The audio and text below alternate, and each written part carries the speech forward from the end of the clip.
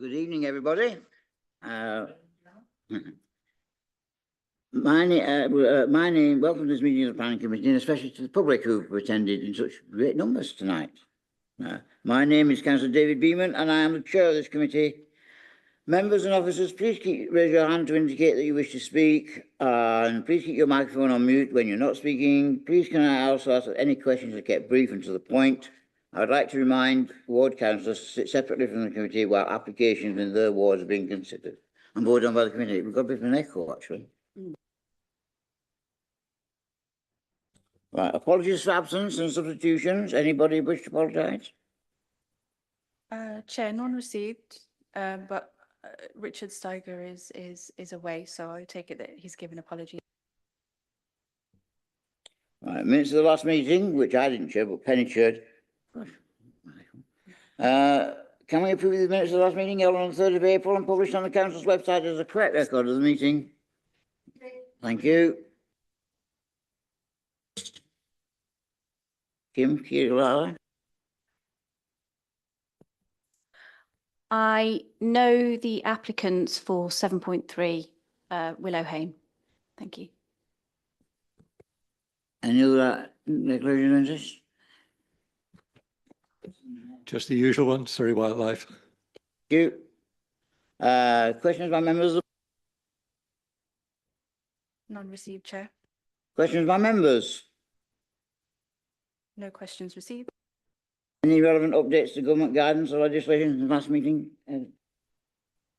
Yeah, there has been some secondary legislation through the Levelling Up and Regen Act relating to enforcement matters, which we will do a briefing to all members at a later date. Thank you very much. Right, we move on to the main items on the agenda, the first one being the land of WA 2023-01467, the land of Old Park Lane, Farnham. And first, I want to hand over to the head of executive planning. Thank you, Chair. Members, I'm requesting that this application is deferred to enable further consideration of the allocation of SANG capacity to this site, which will be dealt with by a separate report. So defer, we have to vote on that. Can we vote, please? Vote for. Will the press do it? Oh. Yes, unanimous. Thank you. Well, since we have so many members of the public in, I think I want to readjust the agenda so that we can get rid of it. Well, I say get rid of, I mean, you know what I mean.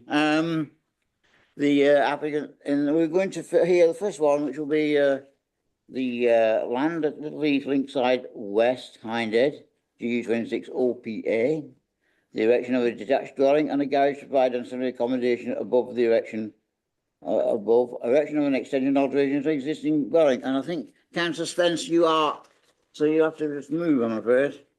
Okay, thank you. And you, although you'll have 4 minutes before, 4 minutes after, and of course you can't participate in the debate or vote. Right. Okay. Davison here? Would you wish to speak, actually, Councillor Davison, or not? Well, thank you, but I'd like to hear the arguments first. Okay, well, yeah, but are you a ward councillor, aren't you? I am a ward. So therefore, okay, well, we'll have the presentation first from Dan Nixon, please.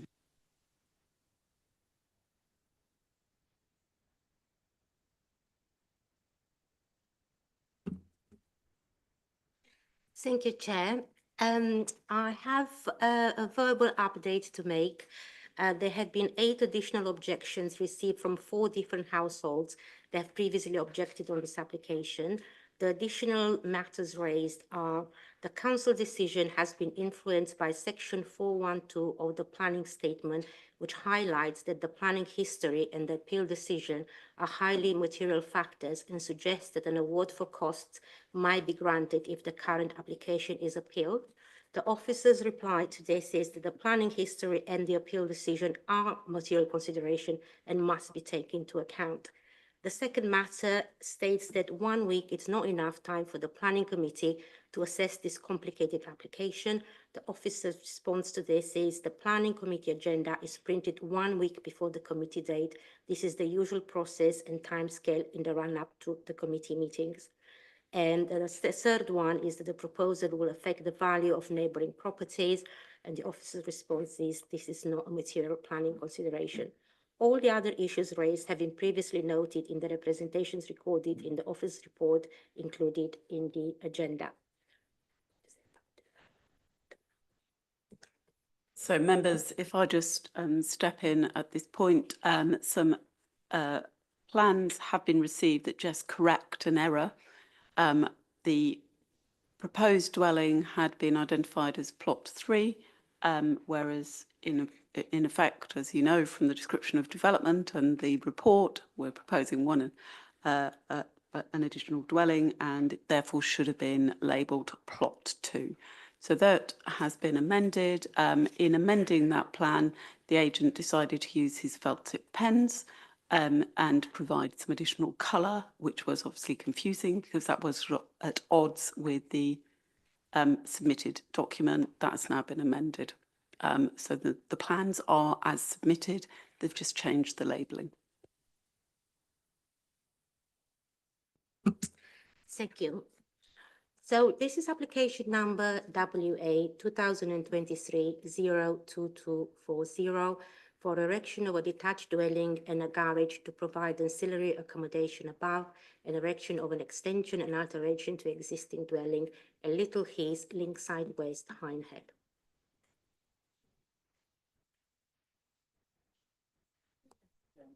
Yes. I think one or two members of the public, unless I'm misreading their faces, are having difficulty in understanding. The clarity really isn't there. Could you all make sure in the top table that you're really talking into the mic and raising your voice and your chin probably? I'm sorry if I'm misinterpreting your expressions, but that seemed to be the... Is that true? Were you finding it difficult? Oh, that's absolutely fine. Sorry, I didn't Can want... you hear me better now? Yes, okay. So the first slide is the site location, which is outlined in red, and also the aerial view, which is outlined in blue. The next slide is the existing and the proposed block plan. The existing on the left, showing the property there at the moment, and the proposed one on the right-hand side, showing the additional plot to the rear. The next slide is the existing plans for the Little Heath, which is labeled plot 1, the existing elevations, and the proposed plans for Little Heath would show a single-story rear infill extension. The majority of the works proposed are really modernization of the existing dwelling. So the existing dormers have been replaced with taller, more contemporary drawings on all sides. And on the rear elevation, the rear facing windows at ground floor have been replaced with patio doors. The next slide shows a photograph of the existing dwelling as it is at the moment, in more or less the same angle as the CGI that shows how the proposed dwelling will look like. Sorry, I forgot to say, it also includes the demolition of an existing front bay window. So you can see it here in the existing, and it's no longer in the proposed. And this next slide show the rear of Little Heath, how it's like at the moment, and a CGI showing what the proposal would look like with the extension added, the new dormers, which are tall, high to ceiling dormers, and the patio doors replacing the current windows. The next slide shows the proposed plans for additional dwelling, which is labeled as plot 2, which is detached two-story house with a separate garage with accommodation above that it's linked together through a glass link, as you can see on the elevations. The next slide shows a CGI of the proposed dwelling at the garage. And on the next slides, we're going to look at the impact on the street scene. So these are photos taken from across the road from Linkside, and then looking to the left and looking to the right. The dwelling will be located behind the host dwelling. That's more or less where this arrow is showing. So there won't be any view from the house from the looking frontally at the plot, there will probably some views from further down in the street, approximately again where my arrow shows there would be, because the house will be seated behind some 45 meters in the plot, that it will appear lower than Little Heath. On Linkside, we can see Linkside South, excuse me. This is the current view of Little Heath.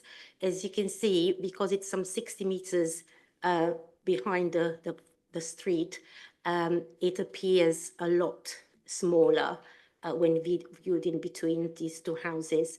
And again, the arrow on the left-hand side indicates approximately where the additional dwelling at the rear will be seated. So bearing in mind that this will be about 1.5 meters higher than this section of the roof, it will probably be somewhere at the bottom of this arrow, but it would still appear a lot smaller in the street scene and seated well behind. The next slide shows the street scene from Grove Road. And again, the new dwelling would be located directly behind one of the properties. And there would probably be some views of the roof line somewhere lower than the houses fronting the Grove Road due to its distance from the road. The next slide showing the proposed access. So there's a proposed access around where the red arrow is showing that will continue into a driveway to the rear of the site to serve the new property. And this is a view of the driveway seen from the front of the plot. And the one on the right-hand side is the driveway as seen from the rear of the plot forward. It will run parallel with this existing hedge that you could see on both sides. The next slide shows the distances between the proposed dwelling and the rear of the surrounding properties. Where properties directly face each other, the general rule is there should be a distance of at least 21 meters between windows facing each other to prevent undue overlooking and loss of privacy. So the approximate distances between the proposed dwelling and the surrounding area are 35 meters to Birkdale Cottage to the north, 36 meters to Laurel Cottage, 27 meters oblique views to Terrigal, also known as Duno, and 26 meters to Taralea. The next slide shows pictures taken from inside the plot. So this is the view towards the rear of the properties on Linkside South. This is on the right-hand side, top corner is the view towards the properties on Grove Road. And the bottom picture shows a view taken from the rear of Linkside towards the rear of the garden. So approximately where the proposed dwellings would be seated. The site is fringed with mature vegetation on all boundaries. So there will only be intervisibility at the fourth floor levels. There will be none at ground floor. And as stated on my previous slide, all the distances from the proposed windows of the dwelling to the rear, first floor rear elevation at the surrounding properties are in excess of the 21 meters recommended. The next slide shows a couple of CGIs showing the relationship between the two dwellings. And the next one is showing a CGI of the proposed block plan subdivision of the plots. So this being the existing dwelling and the additional dwelling to the rear. And at this point, it's important to be noted that planning permission has been previously sought and refused under planning application WA 2021-01774 for the erection of 2 additional dwellings and extensions to the existing dwelling. This proposal was also subsequently dismissed at appeal. In dismissing the appeal, the inspector concluded that the erection of a dwelling on plot 2, which is not part of this application, would cause harm as the width of the proposed dwelling and its close positioning to the existing dwelling be out of keeping with the plot width and the spacing to the sides of the buildings of other properties in the area. With regards to impact on character and appearance, in considering the plot that is proposed under this application, the inspector concluded that its backland location would be unusual, though not unique, and that whilst the dwelling would intensify the build form, that the plot is deeper than other surrounding properties. This positioning, as well as the deep plot, would ensure that the spacious character of the area would not be unduly reduced. With regards to the impact on living conditions of neighbouring properties, the inspector assessed the relationship between both of the proposed dwellings and concluded that neither would have an unacceptable harmful effect on the living conditions of the occupiers of the neighbouring property. With regards to the BAT survey, which was the third reason for refusal from the council, the applicant has provided a BAT report that was submitted at the appeal. The BAT report identified a number of risks and set out the need for mitigation, would satisfy the inspector that this matter would be satisfactorily addressed. A copy of the inspector's decision letter is appendix to this report, following this report in the agenda. And it is important to clarify that a second application relating to the third plot, which the inspector found harmful, has been submitted but subsequently withdrawn. There is only one additional dwelling proposed that is the subject of the current application. The inspector's decision on planning application WA 2021-01774 is therefore a material planning consideration in the assessment of this application. The matters for consideration are the scale and design, impact on visual amenity, street scene and character of the area, the impact on residential amenity, parking and highway safety, trees and landscape ecology. The recommendation is for approval subject to conditions. Thank you, Chair. Thank you very much. Well, I have a number of public speakers on this item. The first one being Barry Wythe. Barry, I hope I got your surname right. When you start speaking, you have 4 minutes, sir. Thank you, thank you.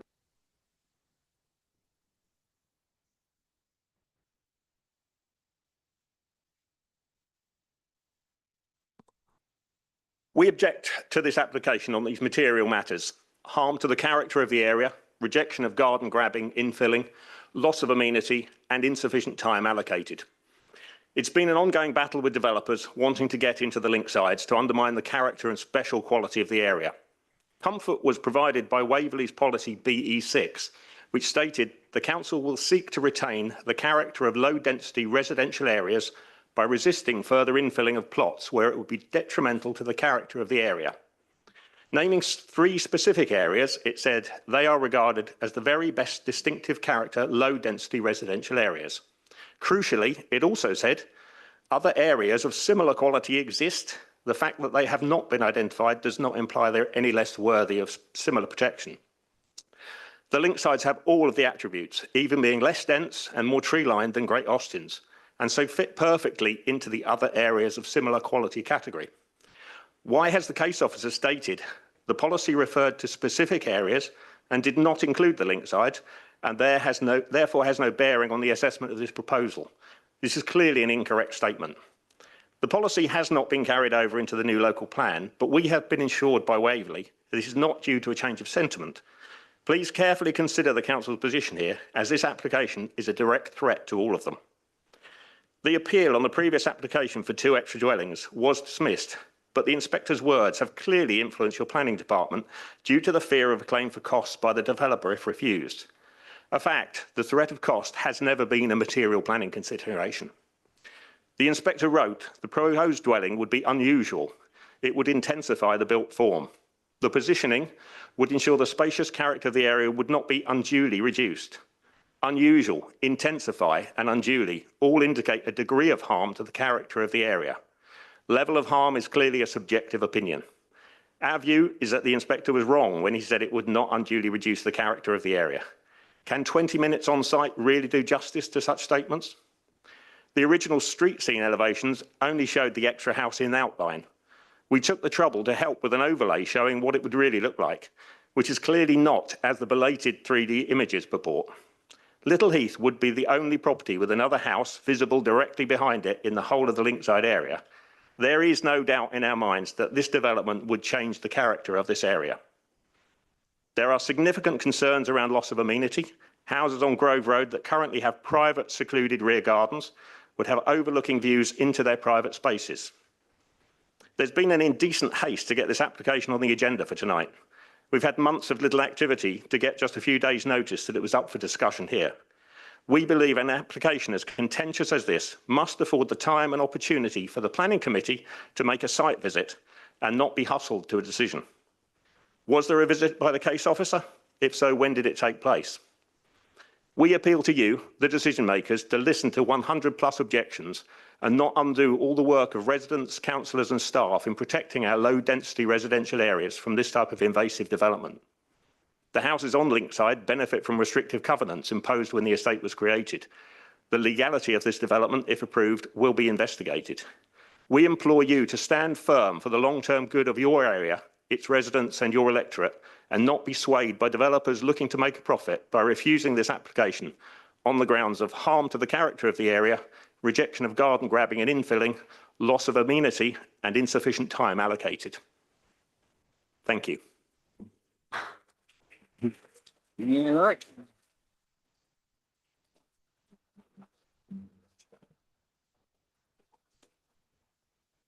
All right, okay. Okay. All right, thank you very much. Right, the next public speaker, and I hope the audience will give him a reasonable hearing, is a Matt Smith, who is speaking in support of the application. Matt Smith.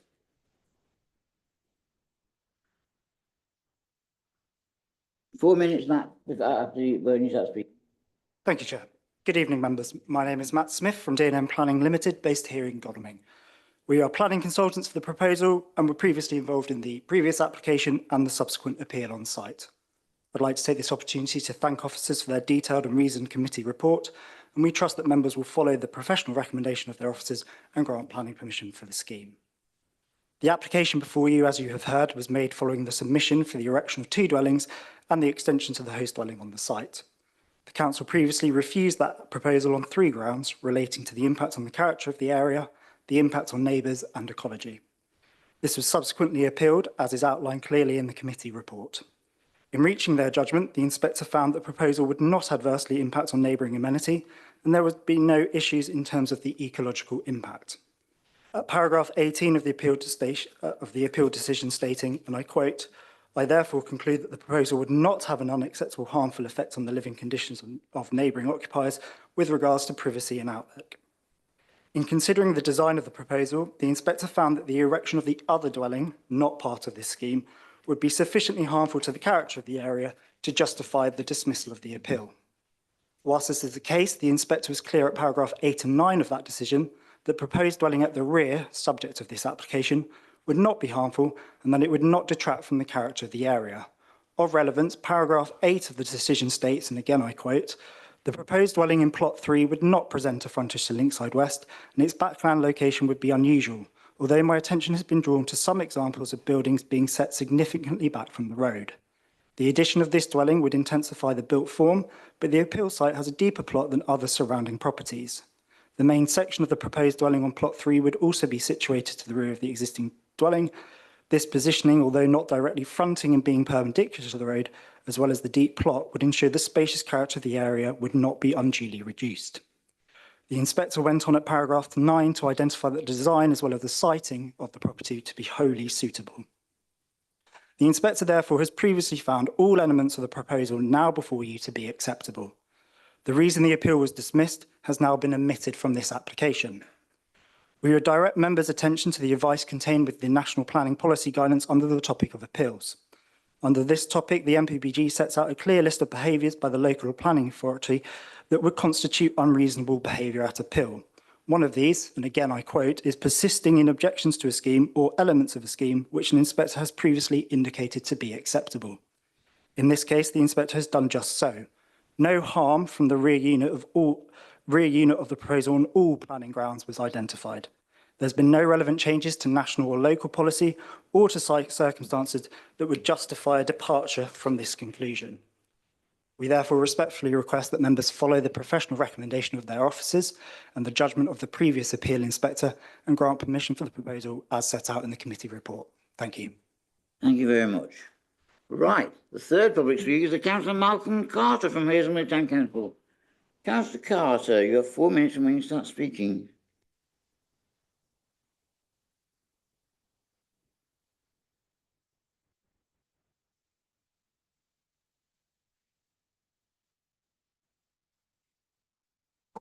Thank you. I've been a resident in Beacon Hill for the past 23 years and currently a town councillor for Hindhead, sitting on the planning committee. I've been pleased to see Waverley protect the village with Article 4 and agree to some good developments in Hill Road and Grove Road, which are of mixed style of housing. Over the years that I have been involved with, we have had several multi-developments proposed for this estate, and to date you have agreed with Hazelmere Town Council and the local residents by not permitting them. This application before you tonight is the most serious attempt to change this estate and needs very close consideration, as the Linkside estate is historically important, being arts and crafts style development from the 1930s with 51 properties on the estate, which is surrounded on 3 sides by AONB and other woodland protections. These 51 houses are based on 1 house per plot and are of very mixed but pleasant designs and sizes. This proposal tonight before you goes against all the sensible planning that you have agreed over the years, and certainly the worst in my 23 years as a resident. This is garden grabbing and has little or no respect for the rest of the estate, its style, and it will affect 6 other surrounding properties with clear overlooking issues. Following refusal by the inspector, we now have a proposal that has been put out within undue haste to residents given only 5 days' notice, and that included a weekend and a bank holiday. With a number of objections, it would have been prudent to give all parties a sensible time to respond, and I am impressed that the residents have both taken time to come here tonight and will make a constructive response to this unfortunate application. It is plain to see that the developer has a master plan for the plot and has little consideration for the effect of his intentions on this estate. I would therefore ask the committee tonight to closely examine this proposal and ensure that its planning officers have considered all the results and impacts of this proposal. I would hate to think that this developer be allowed to open the door to the demise of this property and the estate in general. Thank you.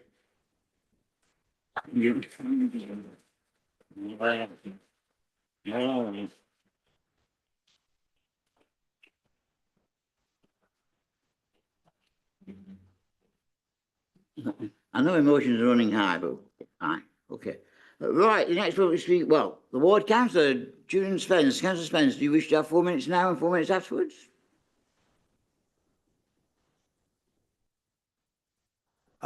Yes, I'll take 4 minutes or a few minutes now, if I may. Of course, it's your right. And I would merely wish to say to the members of the committee that I think they should consider this application very carefully indeed. You've heard some very eloquent expositions of the loss of amenity and the development and state of the Linkside estate. This, in my opinion, this application would change the character of the estate quite significantly. You obviously have to weigh that against the appeal and the way the inspector found the previous application. So I'd ask you please to consider those 2 things very carefully. Thank you. Councillor Davidson, do you wish to speak? If I may, just shortly, thank you very much, Chairman. I think a lot of what I would have originally thought to speak on has already been covered, rather more eloquently than I could ever do myself. Like Councillor Carter, I've been a resident of the ward now for maybe 30 years. Councillor Carter, maybe longer than you, I don't know. But the nature of the area has, to my mind, to be protected. And I really rather resent the threat, or it seemed to be, as I read it, a threat from the developer that we are going to be open to costs. Is that a threat? I don't know. It seemed to me to come across as a threat.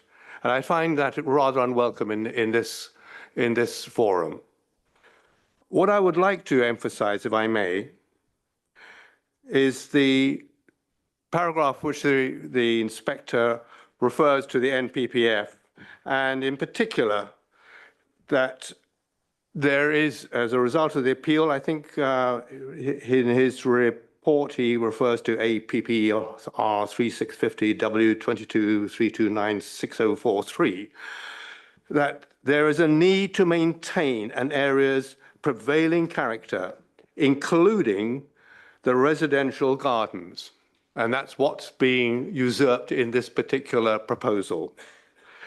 And I would like to reinforce that particular view from the comments made by our housing minister, who is very keen to ensure that the local character of our developments are maintained. And I think what is being proposed now is going to undermine that. And not only will it undermine it for this one particular development, but it sets a precedent which is an unwelcome one for other possible developments on plots around the Linkside area. People will move on, people will leave their houses and sell. It would be a shame if voracious developers sitting on the sidelines grab the lands and start infilling them in much the same way as being proposed for Little Heath. And that would be very unwelcome. So I would ask you as a committee to object to this particular proposal on the grounds of particularly on the grounds of the fact that it's changing the nature of the Linkside area. But also, I think there's a number of other little smaller objections, which I think have been quite nicely highlighted by the Haslemere Town Council's Planning Committee, which are in your papers. So, in conclusion, I would urge you to reject the recommendation from the officers, who I know have worked very hard in order to complete this work in rather a haste because of the previous planner had left. Thank you very much, Chairman. Well, Councillor Davidson, Councillor Spencer, you'll have 4 minutes after the debate, if you so wish. Right, now, before we start, I'm afraid Councillor Steiger and Councillor White, you arrived after the presentation started, so therefore I'm afraid you will not be able to ask questions or participate in the debate. Right. Thank you. Councillor Ward, you just arrived in time, I think, actually, so no. Oh, so okay, right. Well, Councillor Ward, Councillor Steiger and Councillor White. Yes, Councillor Ward. Sorry, Chair, I just wanted to say it was due to unavoidable delay due to congestion of traffic in the North Farnham area. Okay, but I mean, that rules are rules and have to be a bit followed. Yes, okay, right. The first part is questions to the officer about the presentation. Anybody have any questions?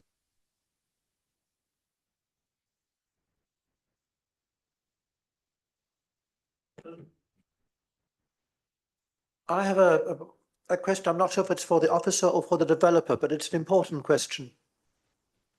When this application first came before the town council, it was an application for 2 dwellings.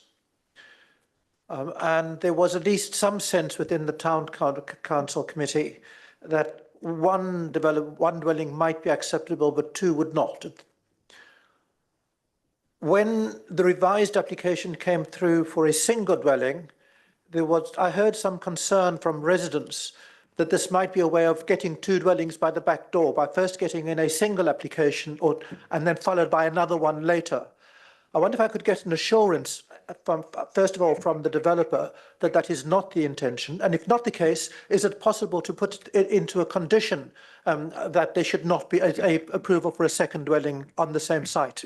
If two is not acceptable, coming in together, it surely is also not acceptable coming in separately. So I want some guidance, please, on that. Thank you. The executive, the planning will answer the question, I hope. Yes. Thank you, Chair. So, members, you have an application for a single dwelling in front of you. You can't legally prevent subsequent applications, but obviously a subsequent application would have to be judged on its planning merits, and the appeal decision that's appended to your papers would be a significant material consideration in looking at an application for a second dwelling on this site. Anybody else got any questions for me? Right, we'll move into the debate. Who wants to start the debate? Anybody wants to start the debate? Councillor Keane. Thank you, Chairman. Well, like several others, I do know this area. I don't live in the area, but I know it pretty well. And it's a very open and spacious area. I am very concerned that this backland building is going to possibly set a precedent for others in the area that could end up with very great densification and a loss of a very spacious setting. I also feel that we're going to lose the character of this area, which would be a very great shame. So for me, I have great concerns about it. I also feel it possibly could be overdevelopment. Thank you, Chairman. Councillor Coburn and then Councillor Rubini.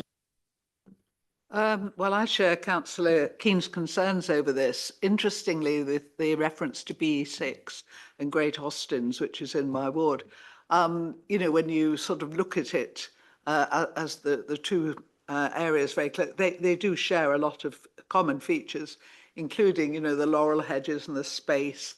And, you know, trying to look at this area, which I know well for various reasons, and compare it to something like Great Austins and what I feel about that and how hard I've worked over the 20 years or so to protect that area. I tend to agree here. I can understand what the inspector's saying, but we have to look at what we've got now. And we have got an area that is characterised by large plots with individual dwellings and a lot of greenery, which is what BE6 was meant to try and protect. And you know, as far as I'm concerned, the land remains worthy of that protection, as does Great Austins, as do other special areas in the borough. And, you know, we have to protect these areas because nobody else is going to. We have got all sorts of pressures to develop, and I am very supportive of development in the right place. But this, I think, will detract from. I don't see how it can't detract from the area. I know it's backland, and therefore you won't see it from the front. But in terms of the impact on neighbours, that will be felt. But also, that the whole feel of the area is one of spaciousness. Having a drive going up one side with a dwelling at the back, I don't think it's in the spirit, if you like, of the layout of Linkside. And as I say, I know it's a difficult balance. I know what the previous inspector said, but we're here looking at this tonight, looking at in circumstances where we're told that what we're supposed to be doing is to be enhancing the environment, supposed to be building more beautifully, perhaps, than we've built before. I don't think squashing in a house in this particular area for one house, I don't think the harm, I do think the harm is too great for the character of this area. And I'm sorry, I really don't think I can support this. Thank you. Councillor Rubini. Thank you, Chairman. Obviously, we're here not tonight to discuss this. And I've listened very carefully to the local councillors who have given their view. They've lived in the area for many years. Like Councillor Keane, I know this area. I believe, as the other councillors have said, that this is going to be different to the housing around it. It's going to change the character. It's also a design that I'm afraid I can't agree with in that area. I don't mind contemporary designs, but not in amongst traditional designing. So as far as I'm concerned, I agree with everybody else. It's putting something in an area where you overdevelop it because we want that actual housing estate, if that's what we want to call it, to be the same now as it is in the future. And I want to protect the future in that particular place. Yes, we need more housing. I know all this. However, I think this is one step too far to change this character. So as far as I'm concerned, it's both overdevelopment and out of character to that area. So I will be voting against. Thank you. Any other, oh, Councillor Sullivan?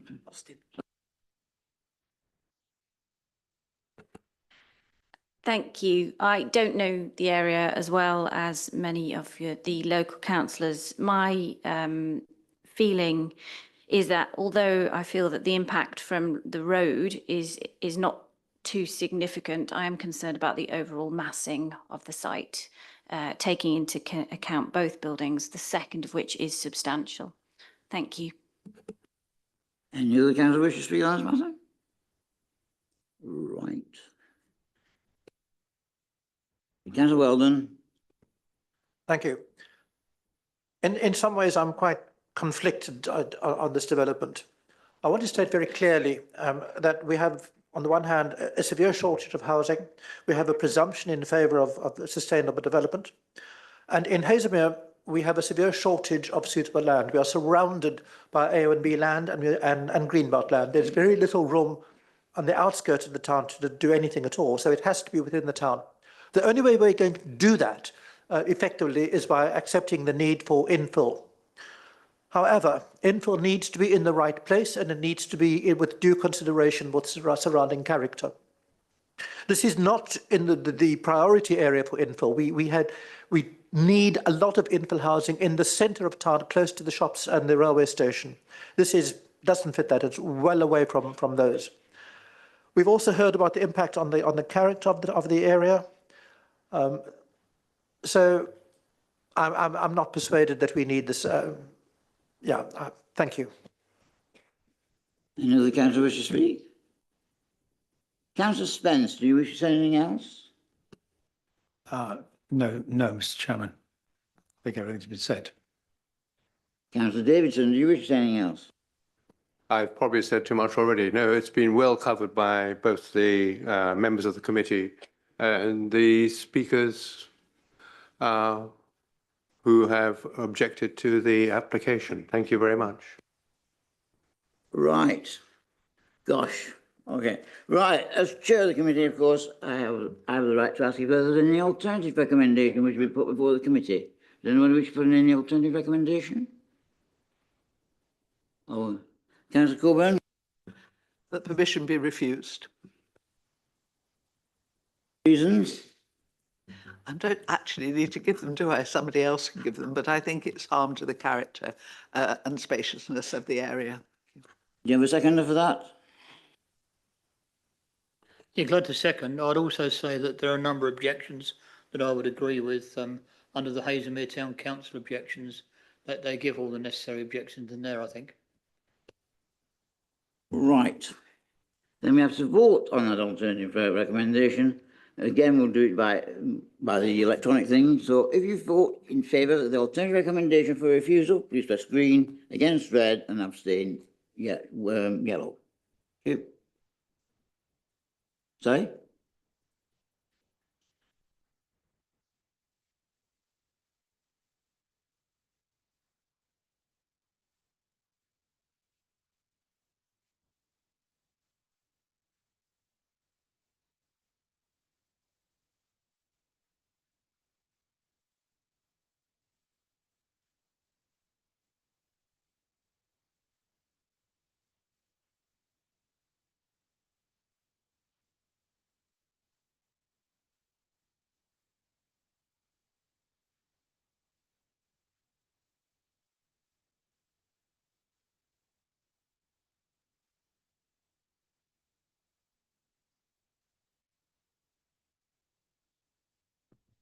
So that's 8 votes in favour, 1 abstention and 1 vote against. So that is, sorry, the alternative recommendation is carried.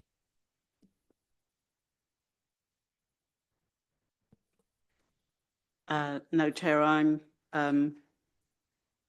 reading back that the reason for refusal was that the proposed development would have an inverse impact on the current and appearance of the area, contrary to relevant policies, which include local plan policies and neighbourhood plan policy H6.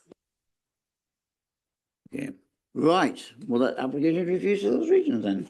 Yeah.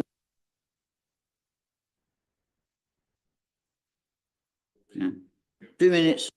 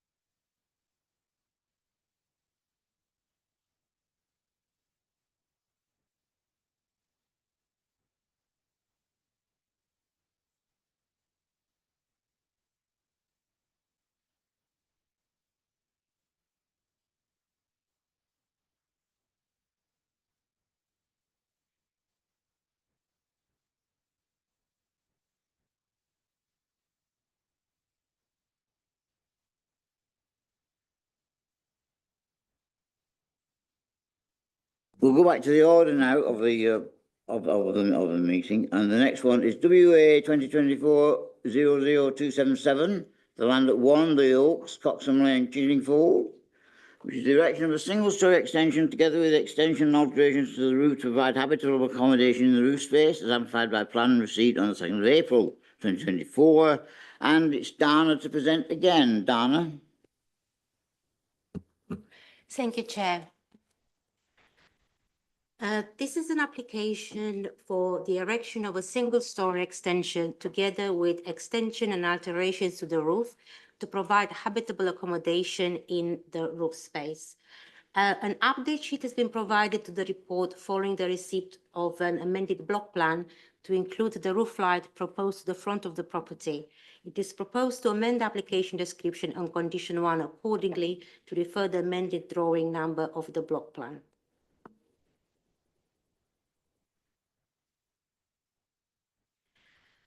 This slide shows the site location, which is outlined in red and on the plan in blue on the aerial view. The property is a relatively modern 2-story semi-detached house within the rural settlement of Chillingfold. The site is within the AONB, the AGLV, and the Chillingfold Conservation Area. The area is residential in character with a recreation ground located opposite the site. The next slide is the block plan, which shows the proposed single-story rear extension, the 2 dormer windows, and the front roof light. The following slide shows photographs from the area, the front side and rear of the property, and as viewed from Coxcomb Lane and the Oaks Estate. On the second slide with photograph, we would see the relationship with the conservatory and the neighbouring property, also viewed from the application side and from the rear garden and number 2, the Oaks. And the last photo shows other properties within the facility that benefit of roof lights and dormers. The next slide shows the existing plans. The property benefits from a two-story side extension. The next slide shows the existing elevation, and this is the extension already built on the side.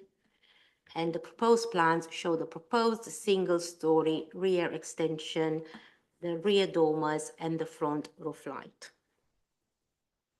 This can also be seen on the elevation. That is the front roof light, the two rear dormers, and the single Chairman, could story. we dim those lights? Because I can't see these things very well.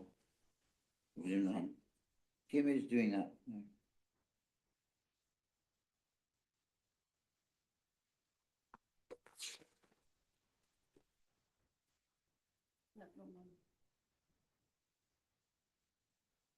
Okay. Is that better? Yeah. So this proposed elevation showing the proposed front roof light, two rear dormer windows, and a single-story rear extension as views from each side and again from the rear. The main matters for consideration are the design and impact on visual amenity and the landscape character, the impact on the conservation area, the impact on residential amenity. The recommendation is for approval subject to conditions. Thank you, Chair. Thank you very much, Dana. Right, we have two public speakers on this item. The first being Jenny Thomas. Jenny? And when you start speaking, you have 4 minutes.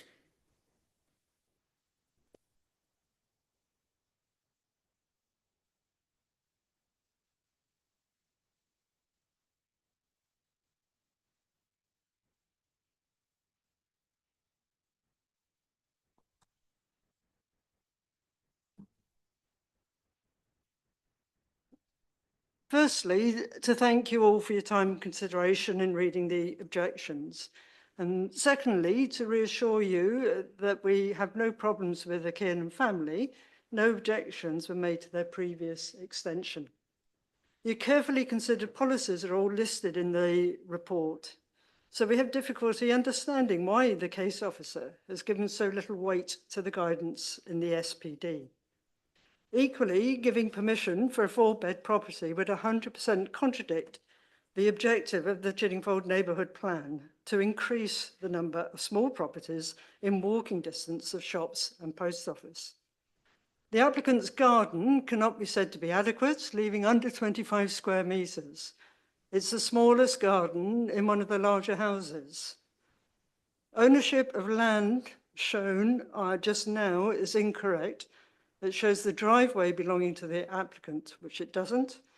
And the latest plan, the other plan, is also incorrect in regard to ownership because the majority of the footpath, together with a significant amount of that grass area, is also in the ownership of the management of the Oaks. You say parking is a private matter in the report. We don't believe it is. Planning and parking are surely inseparable. Put simply, each house in the Oaks has 2 spaces or a garage and a space, other than the applicant who's chosen to change the use of his to an office. By giving permission to extend the house to 4-bed, you are increasing the parking need on site. There is not the infrastructure in the Oaks to support an increased occupancy. The two are inseparable. The officer gives little weight to our contribution to and presence in the conservation area. This is overdevelopment and overall massing.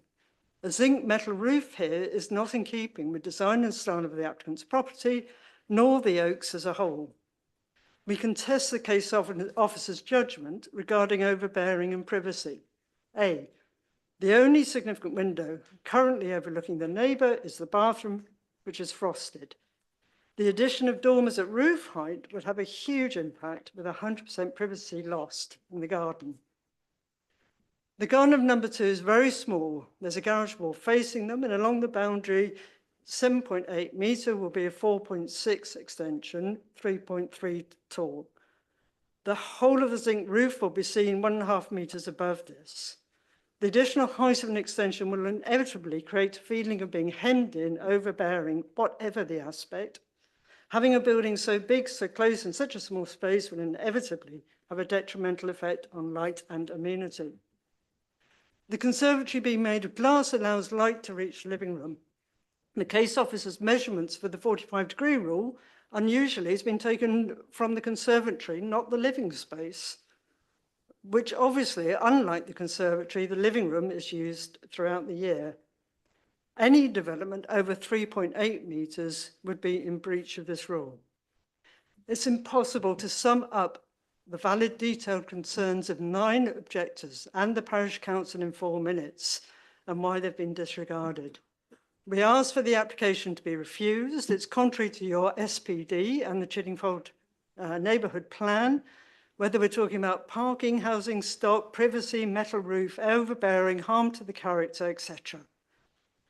If minded to improve, then we would have urged you to come and visit. The agenda received over bank holiday weekend on the 2nd of May has given so little notice without a Friday to have that invite, but we would love you to see the layout of the Oaks and to view the proposal from the neighbour's house and garden. Thank you. Thank you very much for your time. Thank you very much. Right, the other public speaker is Matt Kiernan. Matt, have you got, you have 4 minutes from when you start speaking, Matt.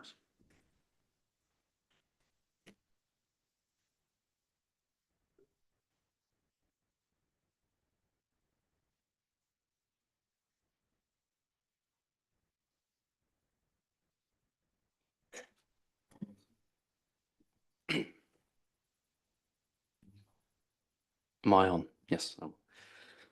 Good evening, everyone. I hope you're all well and thank you all for your time. We're a young and growing family expecting our 3rd child in June. We're not developers. We're not trying to profit from development. We're looking to modestly extend our home to allow us to stay within the community that we are part of the PTA, volunteering for village events. Our daughters go to school and nursery within 150 yards of our door. We're not pioneering here. Within Chiddingfold, there are countless examples of similar works that have been completed, not just in Chiddingfold, but in the Oaks itself. Jenny, who's spoken tonight from number 10, has a loft conversion and a rear extension. It has a front skylight. Its main skylight windows are fully visible from the road as you come up Coxcomb Lane, whereas our windows will be hidden at the back of our home. Even after our proposed modifications, number 10 will still remain larger than ours. Number 2 has had a conservatory added. We currently have a nearly 3 metre expanse of their brick wall in our garden to the southern side. It's also white PVC, which is hardly an in-keeping material or anything that could be classed as preserving natural beauty. And number 3 have added a rear extension this year. This is a bitumen roof and a glass lantern, easily visible from around the Oaks. This was done without prior notice to the neighbours and without planning permission, which is required as set out in the Oaks development planning conditions. To be clear, we're not against any of these modifications, but hope you can see that there are numerous precedents already set, and therefore objections from these neighbours seem quite hypocritical. Now, a note on size. I know some objections are saying that we're creating a larger house, which may remove a housing option for downsizers. The planning report clearly states there is no policy that restricts enlargement or who can occupy houses in the Oaks. Also, to provide a bit of balance to this, the square footage of our proposed home would still be smaller than most other 3-bedroom houses in Chiddingfold. Our current daughter's bedrooms are adjoining. You go through one to the other, and this configuration would remain the same. Yes, we're trying to be smart with our rooms and spaces, but this is not a big house we're trying to create. As we all know, the size and expense of properties in Chiddingfold is a real challenge, and we're maintaining a small home that allows our family and potential families to stay inside the community. It will also remain a good option for potential downsizers who wanted more space than our home currently offers. This was evidenced by a previous attempt to sell our home, which was deemed too small by all downsizers that came to view it. This was actually one of the parish council's main concerns, but I had the opportunity of speaking to the chairman of the parish council, Tony Weiner, to understand their concerns further. In their words, they were bombarded by our neighbours. In discussion with him, he admitted that he hadn't known number 10 had already converted their loft or had an extension, or that number 2 and 3 had conservatories and extensions of their own. Frustrating as it is to hear the lack of context they had and the one-sided viewpoint, he gave us a chance to provide our point of view, and he was very sympathetic, saying that the parish council actively want young families to stay in the community, and he was sorry they couldn't do anything regarding the comments. He even mentioned how he had recently had planning permission himself to extend his home in Chiddingfold. Regarding materials and design, we have been open and cooperative, opting for small in-keeping pitched dormers to match our existing one, and offering to be flexible with roof finishes on the rear extension. The Planning Office, who have reviewed the different objections from our neighbours, have clearly found and detailed in the report that we're not blocking anyone's light or creating anything overbearing. We're not presenting any privacy concerns. The room above, the room that they're talking about on the top floor is actually a bathroom as well, so it could be obscure glass.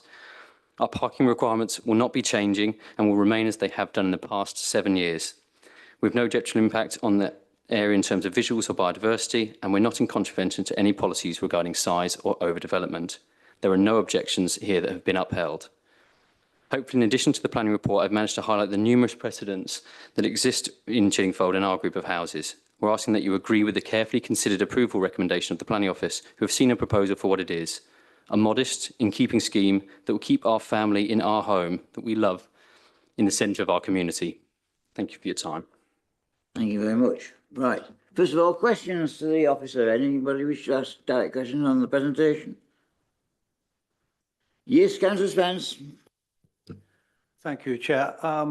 In the papers in front of us, I think it's on page 54, it mentions that there was an objection that the biodiversity and ecology checklist had not been answered correctly. I couldn't see anything else in the papers regarding the checklist, other than a comment about that it did not identify any further surveys are required. So my question is, as part of the process, did you validate that biodiversity questionnaire and therefore find that that objection was unfounded, or is it something that still has yet to be established? Can you respond?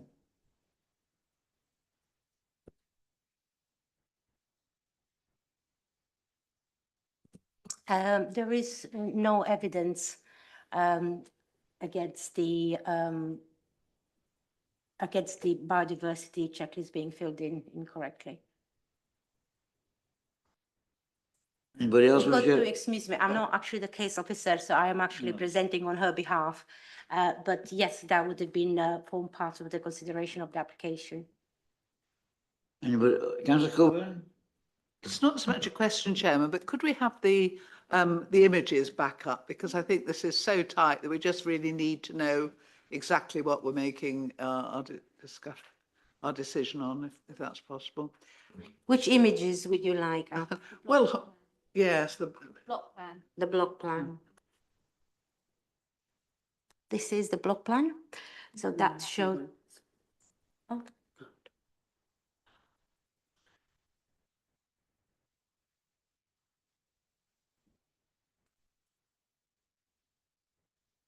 This is the proposed block plan that shows the rear extension, the 2 rear dormers and the front roof light.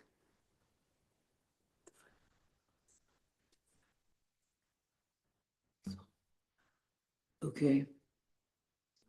You all right with that, Councillor Coburn? Yes, thank you. We need to go through them. Okay, right. That's fine. Question, Councillor White? Thank you, Chair. Councillor Coburn asked exactly the question that I was going to ask. Thank you. Any more questions, or shall we move into the debate?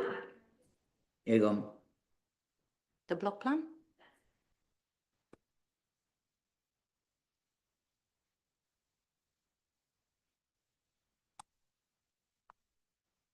Shall we move into the debate?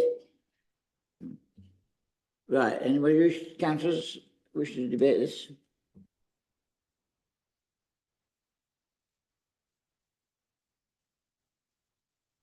Councillor Coburn. It's very tricky because, you know, it is fairly enclosed. On the other hand, it's really quite a modest extension by modern standards.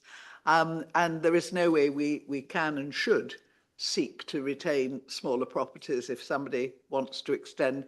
I shouldn't think that anyone sitting in this room who hasn't extended a property at some point, even if it's putting roof lights in or, you know, putting a conservatory on the back. So I think we have to look at it in context and really think about the impact. It is obviously tight, but but I have to say, the two dormer with, well, no, it doesn't really matter. No, I won't even ask that question because it doesn't really matter. I think on balance, this is probably acceptable, to be perfectly honest. I mean, I can understand any concerns about overlooking and what, but I think, you know, given the situation and the proposal, I would think on balance, this is just about acceptable. Thank you, Chairman. Councillor Rubini and Councillor White. Thank you, Chairman. I agree with Councillor Coburn.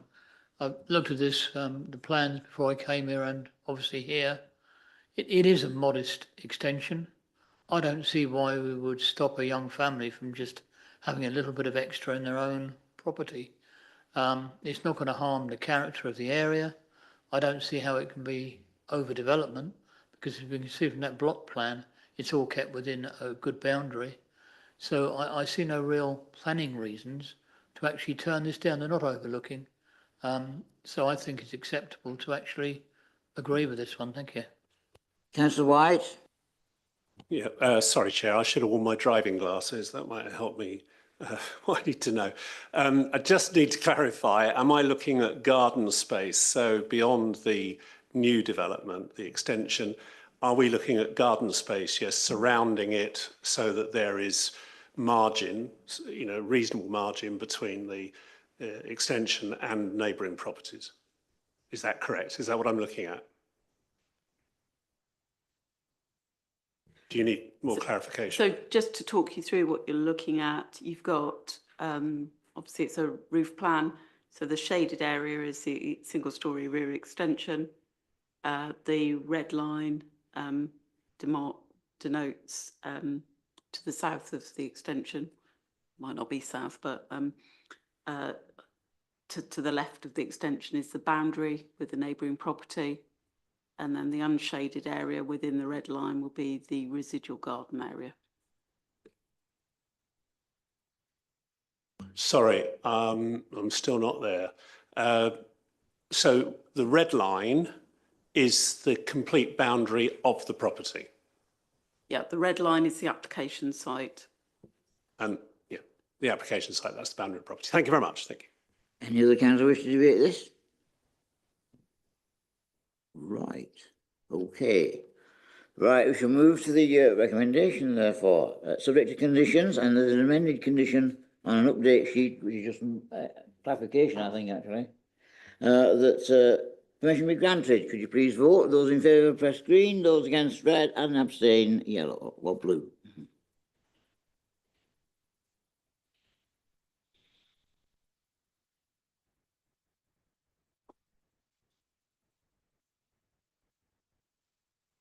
Unanimously in favour.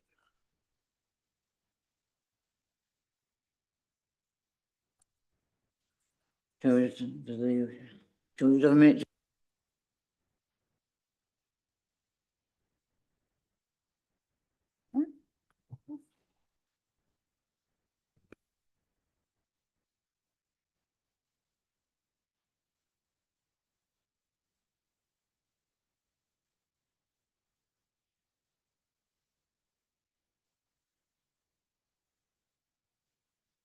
We move on to the third application to be considered tonight. That's WA 2023-02786.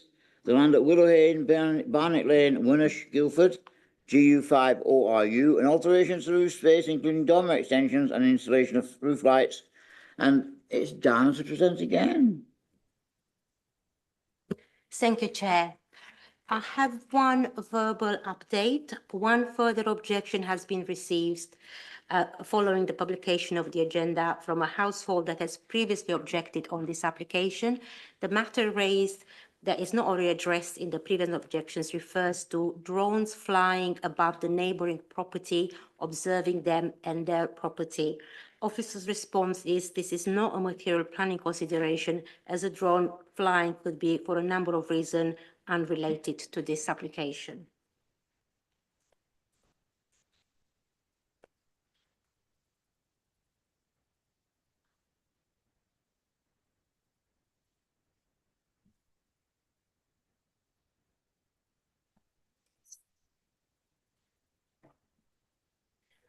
This application number WA 2023-02786, a Willow Hain, Barnet Lane, Warnash, for the alterations to roof space, including dormer extensions and installation of roof lights. The first slide shows the location plan, which is outlined in red. The second slide is the block plan. Following on are the existing plans.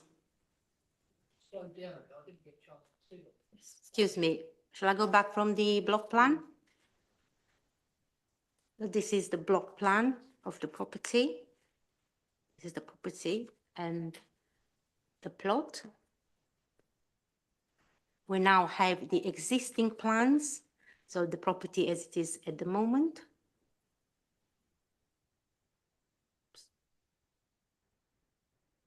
The existing elevations.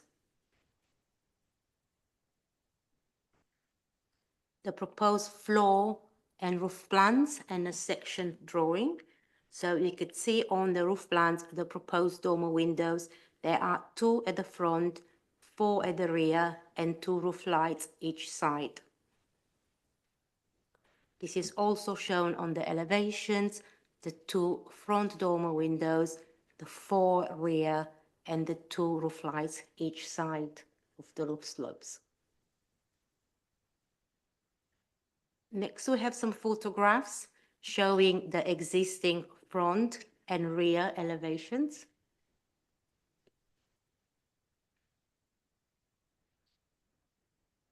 And we've got some further photographs of the existing dwelling seen from various points. This is the front of the dwelling.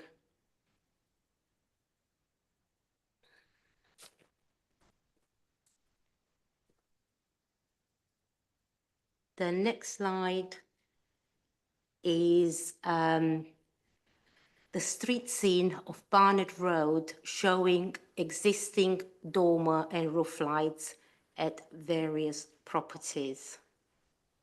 Top one here, there's a roof light here.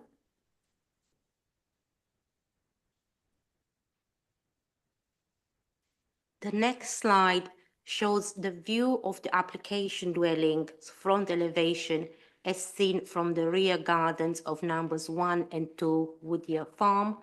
So these are their respective rear gardens, and that is the view of the house as it is. So a dormer would be seated on this projection, one here, and again, the 2 front dormers would be visible. The next slide shows the separation distances between the application dwelling and the neighboring sites. The minimum separation, the smaller separation distance is of 24 meters, then 28, 41, and 45. These distances are actually to the rear amenity areas rather than the rear of the properties. So the distances to the rear of the properties would be even greater. With regards to Bay Cottage, there's an existing degree of mutual overlooking between the rear windows at both properties, which have views, oblique views of their neighbours' rear gardens. And with regards to Little Acre, the council has been informed by the agent that the dwelling is within the ownership of the applicant. So no representations received from Little Acre.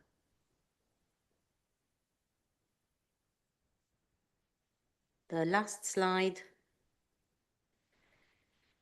shows an existing structure to come on the roof that's been mentioned in some of the objections. The applicant has been advised that planning permission will be required for any alterations to the roof. So at the moment there isn't an application, but any alterations will require a planning application. The matters for considerations are the impact on design, visual amenity, and the Warnash conservation area, and the impact on neighbouring amenity. The recommendation is for approval subject to conditions. Thank you, Chair. Thank you very much. We have a number of public speakers on this item, and we'll start with John Child. Is John here? Right, John, you have 4 minutes to speak after you start speaking.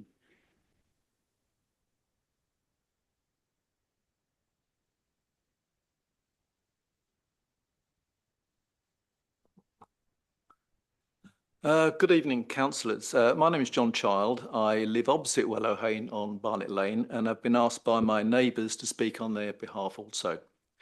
Stephen Lavender, our parish councillor, is going to join by Zoom, and I see it on the screen already, and we'll be covering a number of points raised by objectors to this application. As you are aware, detailed objections have been received with none at all in support, not only from immediate neighbours, but from other village residents clearly concerned to protect the character of this important conservation area. I propose to concentrate in the main on one point which I believe to be of crucial importance. I have written to all the planning committee members to inform that the drawings submitted with the original application do not represent what has been constructed. I refer to the streetscape drawing submitted with the original application, drawing 1488P104, which shows Willowhane in relationship to the neighbouring properties, clearly shows that its eaves level is approximately the same as adjoining Bay Cottage. As constructed, the eaves level is in fact approximately 1.2 metres higher than that of Bay Cottage. Photographs taken from the garden of Bay Cottage clearly show this. This additional height only exacerbates the already overbearing nature of the building and consequential overlooking of the neighbouring properties. This increase in height equates to almost half a storey. When the original application was made, the owners of Bay Tree Cottage were assured the new building will be no higher than theirs. I referred you to a case brought in 2021, namely Choice Place Properties Limited versus Secretary of State for the Housing, Communities and Local Government 2021. In that case, it was argued that the drawing of the streetscape was merely illustrative when it showed a different or lower roof height than that as constructed. That was rejected by the appeal judge, who stated, and I quote, "The relationship between the proposed development and adjacent structures is a matter to be accurately depicted on plans accompanying planning permission for good reason. There was no reason why the depicted heights of the existing building should be regarded as illustrative or somehow excluded from the requirements of the planning consent." Mr. Justice Dove said, and I quote, "It is the very least to be assumed to be an accurate depiction in the absence of any specific text on the drawing indicating that elements of it are not to scale." The applicant lost the argument, and it was deemed that the drawing showing the building in context was as important as the other drawings. In the case of Willowhane, the building size is clearly misrepresented. If the applicant was to appeal a refusal decision, then this surely would be a material consideration. This fact has been brought to the planning department's attention on a number of occasions, including on a site visit by the planning officer. However, no mention of this has been made in the report. The accuracy of the streetscapes drawing is of critical importance in this instance due to its proximity of the adjoining neighbours and when considering the impact of any further development, such as envisaged by this application. The addition of 10 dormers and roof lights would further emphasise the size, bulk and scale of the building and can only adversely impact the character and appearance of the immediate historic area. We would urge you to reject this application to further develop an already overlarge building in an important Surrey Village conservation area. Thank you.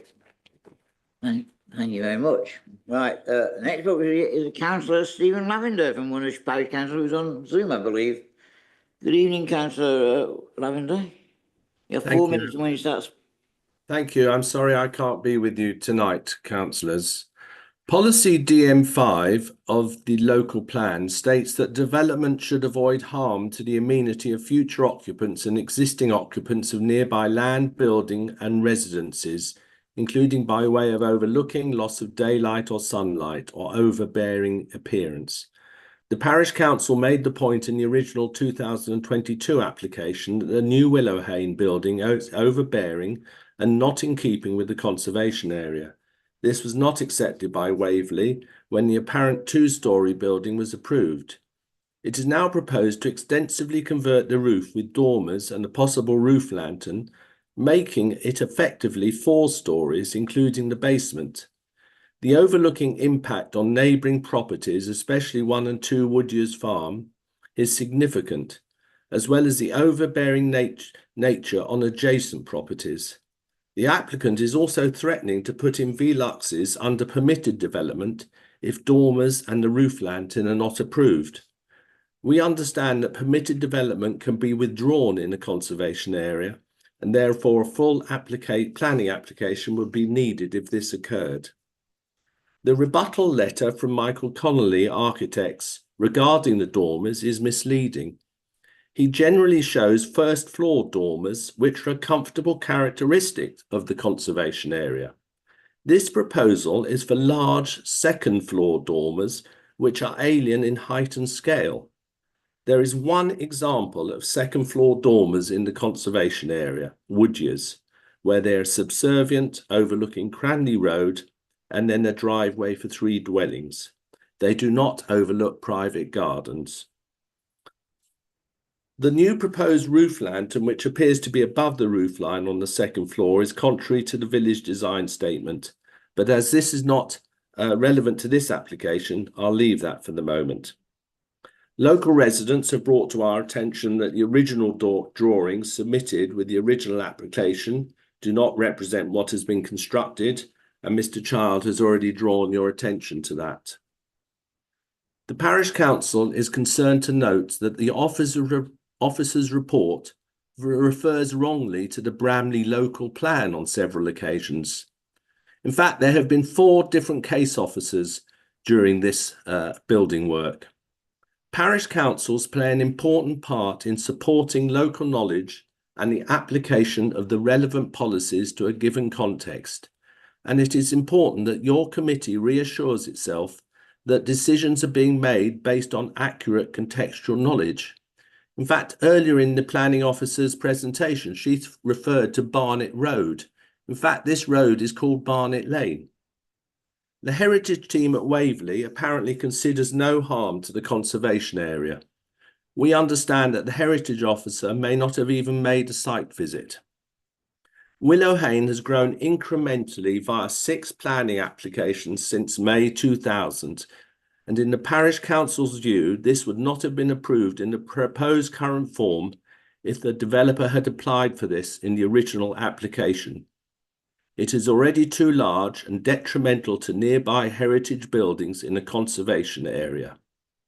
Section 72 of the Planning Listed Buildings and Conservation Area Act requires that you protect our conservation areas. We expect Waverley and its councillors to stridently to protect us. The Parish Council hopes this committee will support residents with its concerns on further development of this site by refusing the planning application. Thank you for listening to me. Thank you, Stephen. Right, next we do Michael Connolly. Michael, 4 minutes when you start speaking, please.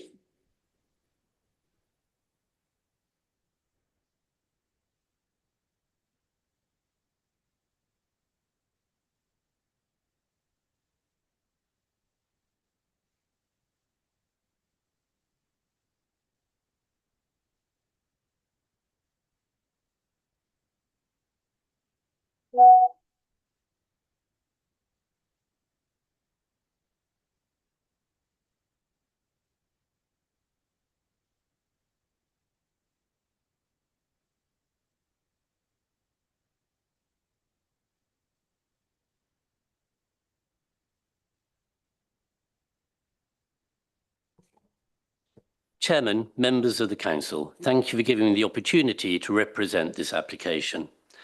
As there is a recommendation for approval for the application, I'll only deal with the main concerns of the objectors.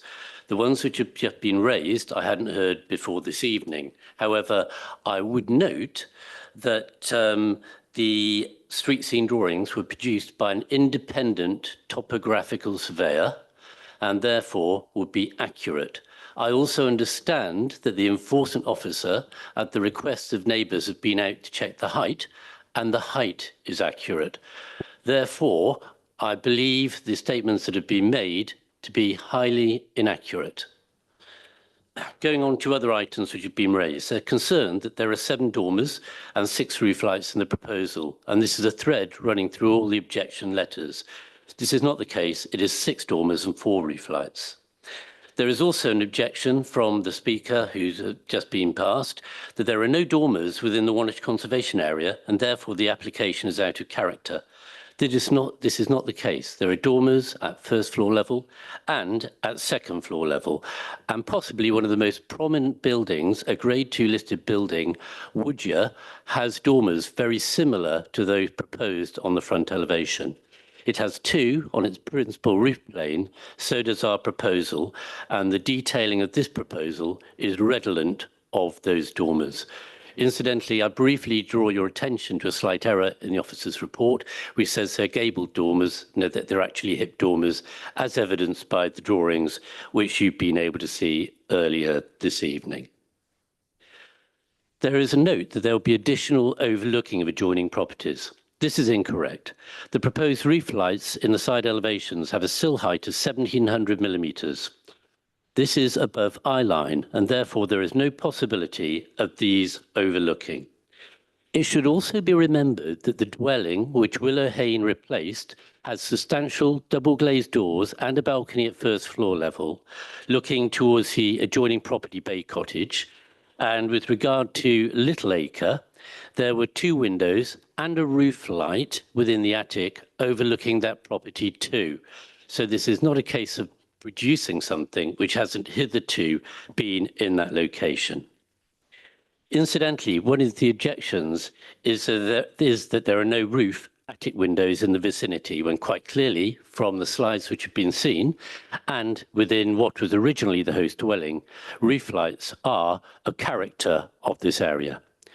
The fallback were briefly touched on by the councillor. There is a fallback. There are permitted development rights in place whereby the applicant, if the dormers are refused, could, if they so wished, put Velux roof lights in the front and rear elevations. They could have done this by now and the building would have been finished. However, they did take note of the character of the conservation area and proposed far more expensive dormers and asked us to research into those which would be appropriate in this position. And hence, we have produced these dormers. Your heritage officer has actually noted the proposed front dormers are a complementary design, scale and materials and sit comfortably on the principal roof slope. They will not appear unduly intrusive in the street scene, etc., etc. The proposed alterations to the roofscape of the building cause no harm to the significance of the Wonersh designated areas. I would also add this is not overdevelopment. The dormers only represent a 0.5% increase in volume. That has to be considered almost invisible. Thank you. Thank you, Michael. Right, the 2 ward councillors now. Thank you, by the way, Councillor Austin, for going to the back of the room. Councillor Austin, do you wish to, and Councillor Goodridge, who wishes to go first? Councillor Goodridge, I believe. 4 minutes, Councillor Goodridge now, and 4 minutes after the debate, if you wish.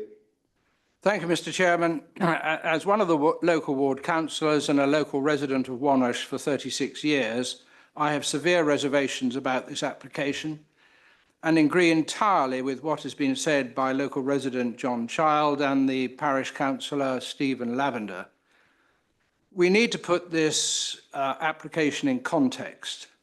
The permission 2020-0740 was to replace a 1960s yellow brick, not very beautiful house, which actually had a lower roof line than did Bay Cottage.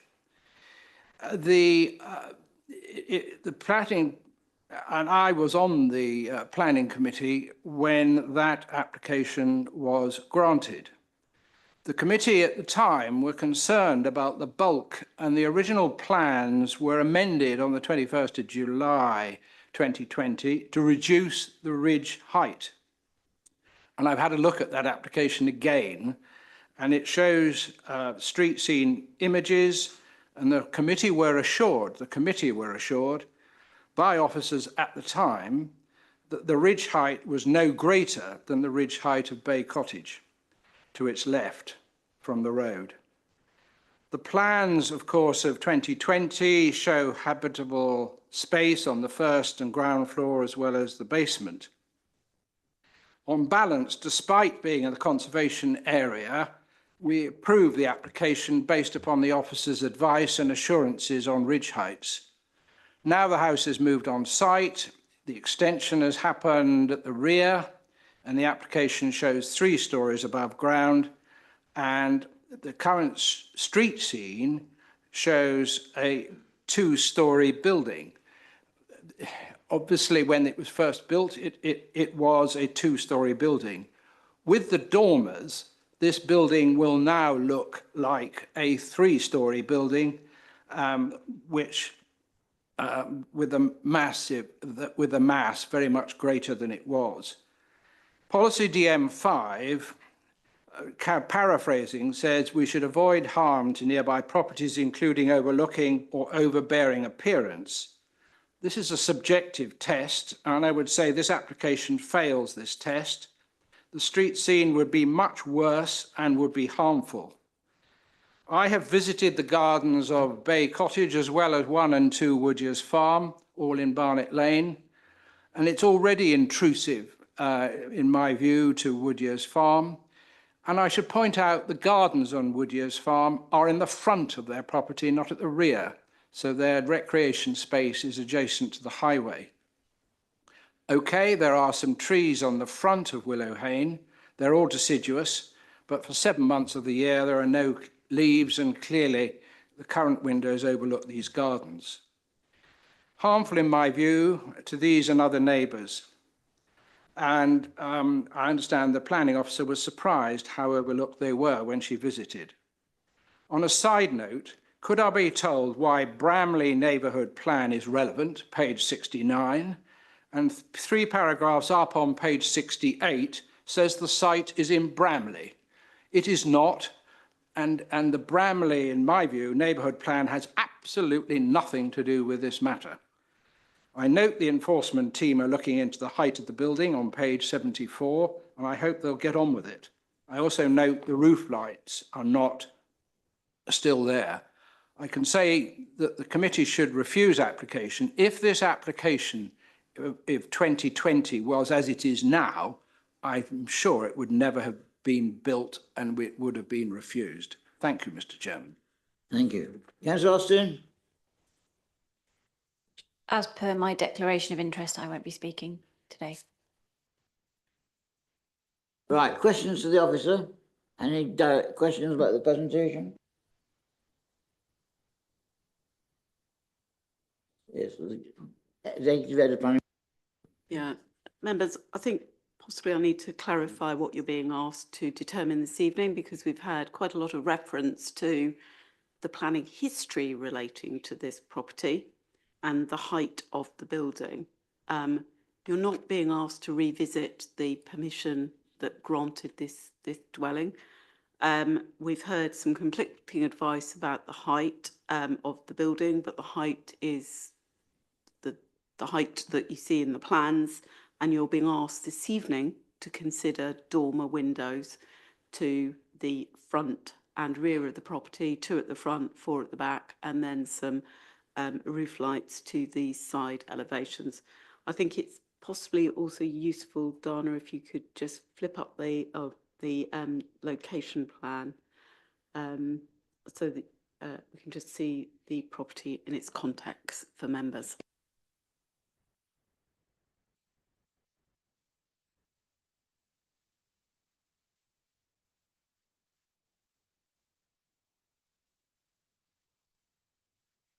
Mr. Stagg, you have a question? Yeah, it was pretty much on that, just to get clarification on the height that we're discussing at the moment. There seems to be 2 different views. So I just wanted to see if we can categorically say that the plans are correct. No, not really.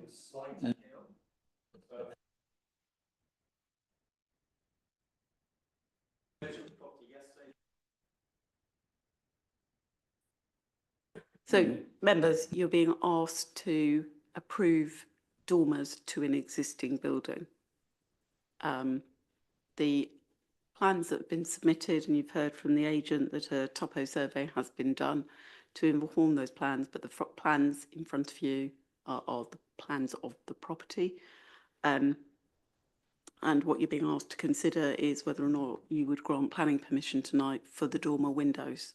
You are not being asked to make an assessment around whether or not there is breach of planning control relating to the height. Coburn? It's not a question, Chairman. It's a debate. Yes, could we see, please, the pictures of or the photographs with the dormers and Bay Cottage, please? So there's one that shows the garden of Bay Cottage. There. So I just wanted to see the relevance of any possible overlooking into that garden from the 4 dormers.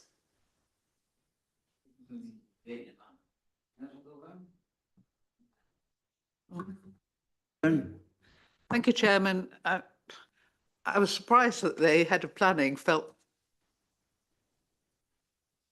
Sorry, are we debating or? Right. I'm surprised the head of planning actually had to tell us what we were here to debate, because if you read the report, it's very, very clear. I have to say, like everybody else, I wasn't involved in the original plan, so I'm just looking at this building as it stands at the moment. And whether or not it should have got permission is it did, and that's the end of the story. So we have this big house, which is really quite impressive when you just see it. Then we see the context, and yes, you have to work out the effect on the neighbours. But what we're asked to look at is adding dormers to a house that could easily take these dormer windows. You know, we're not looking at a tiny bungalow with these awful things that people put on. This is a large house, and these dormer windows will not actually seem large in context, although obviously they do enable the upper floor to be used. So, you know, I do hate it when people interrupt. I'm sorry. Oh, can I go on? I've lost my thread now. So basically, given what we have here in terms of a large house in a large plot, and given the extent that the change that these dormers and roof lights would bring, I really don't think it's unreasonable in the context. And looking at that picture, Councillor Keane, was really quite, what should we say, reassuring, really, that there was going to be some distance between those, well, the sideways anyway, we're looking at roof lights, aren't we, and Bay Cottage. So I think given the context, given the size of the building, I really can't see any objection to this. Thank you. Councillor Rubini? Yes, thank you, Chairman. I agree. Looking at the garden view, it seems as though the dormers are front and back. They don't appear to be overlooking anybody. And when you showed that picture, there's also in the top right-hand corner a picture of a building with dormer windows in it already. So in fact, they don't appear to be out of keeping. There on the top right-hand corner, there's a property there with those type of window. I don't think they're overlooking that. They look reasonable to me. I agree that the height of the building's got absolutely nothing to do with it. We're just talking about adding dormer windows front and back. And judging by your block view, they are not going to be overlooking either the neighbours on side to side. So I have no objection to this. Thank you. And Councillor. Thank you. I would like to agree with Councillor Coburn. This matter of overlooking is obviously important. Now, I come from a country where the standard for housing is single story, and overlooking is almost never an issue. But in a country where we are, where most houses are 2 stories, some degree of overlooking is always inevitable. The question is the degree of overlooking, and in this case, I don't think the degree of overlooking is significant. It was also said earlier this evening that it's natural for growing families sometimes to want additional space. And having said that, accommodating that additional space in loft space with dormer windows is one way to do it without affecting the imprint, the footprint, and I think is probably the most desirable form of extension that we can consider. So I don't see the objection to this proposal. I'm quite happy with it. Any other councillors to speak? Councillor Goodrich, do you wish to have another 4 minutes? I won't use 4, but I want a few. The one thing I would say is that the photographs you were shown of the garden and the willow hayne in the background was not Bay Cottage. It was 1 and 2 Woodyears Farm. That is not Bay Cottage. You haven't got any photographs to show you where Bay Cottage is, which is on the left behind the trees. So I don't think there's any photograph showing Bay Cottage, which is a bit of a shame. Can I say that I accept fully that we're not here to debate whether the existing house that's being built is bigger than it should be. That's for another time. But the point that I'm making is that the building is already massive compared to all the houses in that road. There are no houses in Barnet Lane that are 3 stories. They're all either bungalows with roof lights in the first floor, or they are conventional 2-story buildings. The street scene showing this building massively bigger than anybody else in the area, and now in the street scene showing dormers as well to emphasize the fact that it is now 3-story, not 2, in a conservation area, is, in my view, not good planning. I think all I can say as a local ward councillor, that I have had an awful lot of people throughout the village asking me, how come Waverley granted permission to that enormous house where it is?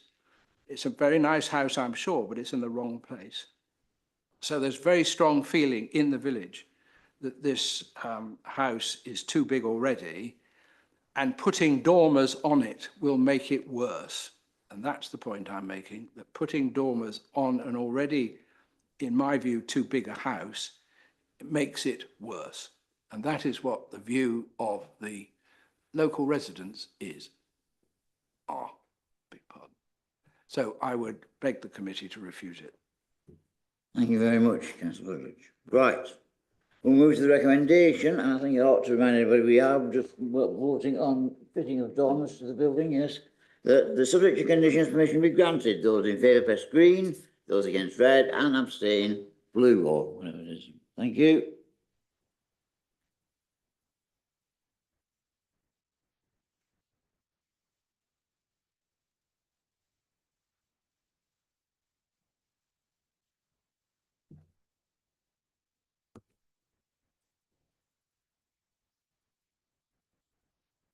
Could you have the result, please? Okay, Chair, sorry, that's 10 votes in favour, 2 abstentions and 1 vote against. So the officer recommendation is carried. Therefore, the recommendation is carried. Thank you very much. Right, thank you. May I say, the reason that I've abstained, and I hate abstaining, is because there were no photographs showing of Bay Cottage, so I couldn't declare whether I could see overlooking or not.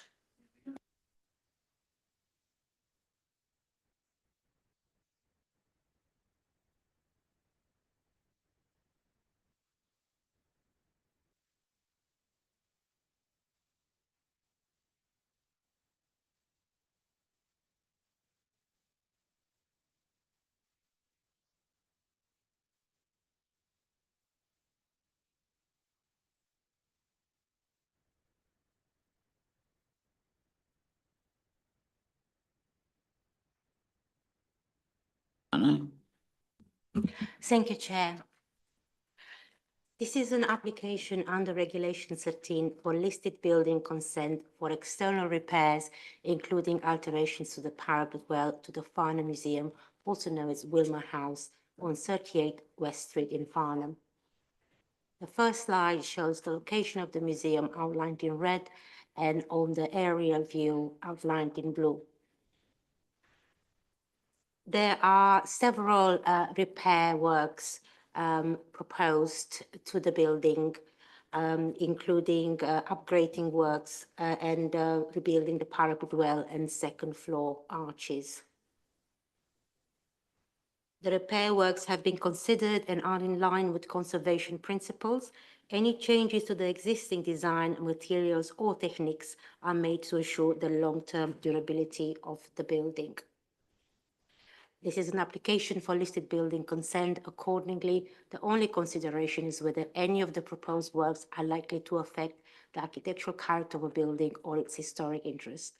The recommendation is that subject conditions and refer to the Secretary of State, Regulation 13, listed building consent be granted. Thank you, Chair. Are there any questions to the officer on this matter? No. Debate? No. Right.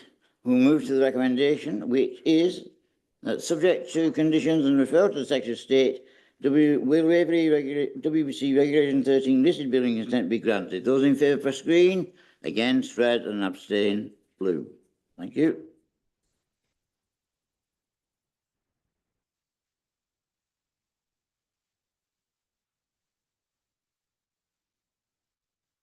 It is unanimous.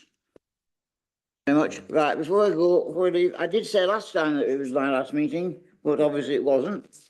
But I would like again, in fact, to thank everybody for their forbearance with me and for their help, and I think it was officers as well as members in during my years chair of this committee. Thank you very much. Councillor White. Well, I'd like to support that and thank you for your serving. I have one other question.